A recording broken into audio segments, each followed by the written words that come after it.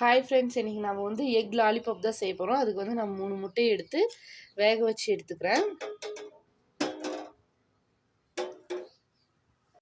அவ்வளோதாங்க, முட்டை வெந்துருச்சு. இப்போ வெந்த முட்டையை ஓடெல்லாம் தனியாக பிரித்து எடுத்துக்கலாம்.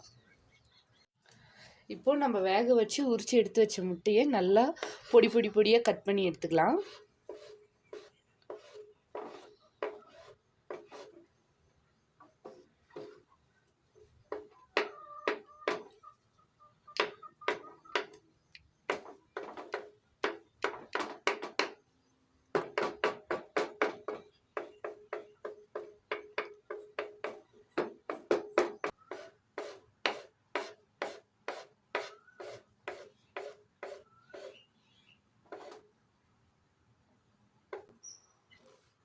இந்த அளவுக்கு நல்லா பொடியாக கட் பண்ணி எடுத்துக்கோங்க.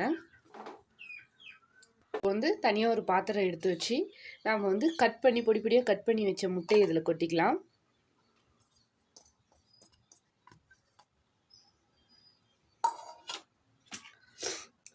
பொடியாக நறுக்கி வச்ச ஒரு பெரிய வெங்காயம், அதே மாதிரி கொத்தமல்லியும் நல்லா பொடியாக நறுக்கி வச்சுருக்கேன், அது கொஞ்சமாக ஆட் பண்ணிக்கலாம்.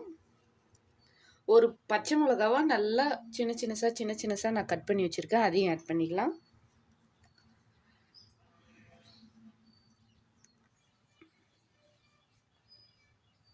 தேவையான அளவுக்கு சால்ட் ஆட் பண்ணிக்கலாம். வந்து தேவையான அளவுக்கு கார்ன்ஃப்ளவர் மாவு ஆட் பண்ணிக்கலாம்.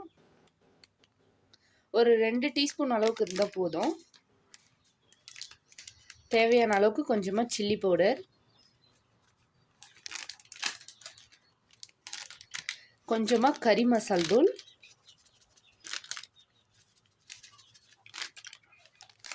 இது எல்லாத்தையுமே சேர்த்து நல்லா மிக்ஸ் பண்ணி எடுத்துக்கலாம்.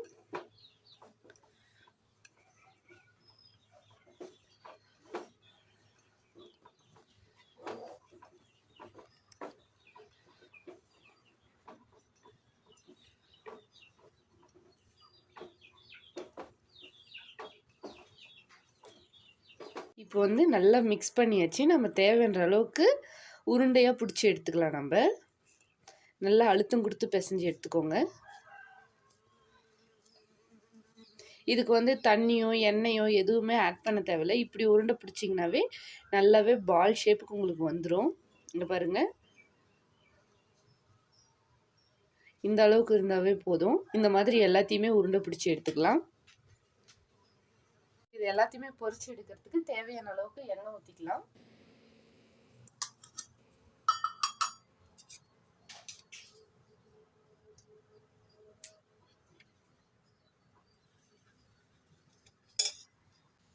இப்போ வந்து எண்ணெய் நல்லா காஞ்சிருச்சு. நம்ம வந்து உருண்டை பிடிச்சதை எடுத்து இதுக்குள்ளே போட்டு எடுத்துக்கலாம்.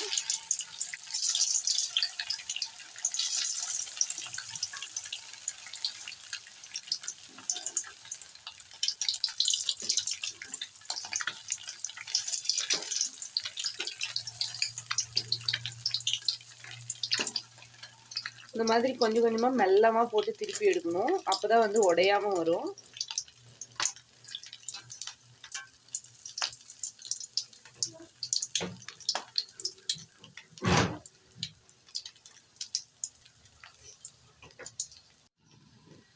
அவ்வளோதாங்க, நல்லா வெந்துருச்சு. இப்போ வந்து பாருங்கள், நல்லா ப்ரௌனிஷ் கலரில் வந்துருச்சு. உங்களுக்கு பார்த்தா நல்லா தெரியும். இந்த சமயத்தில் வந்து நம்ம எடுத்துடணும். இது தனியாக ஒரு பிளேட்டில் எடுத்து வச்சுக்கலாம்.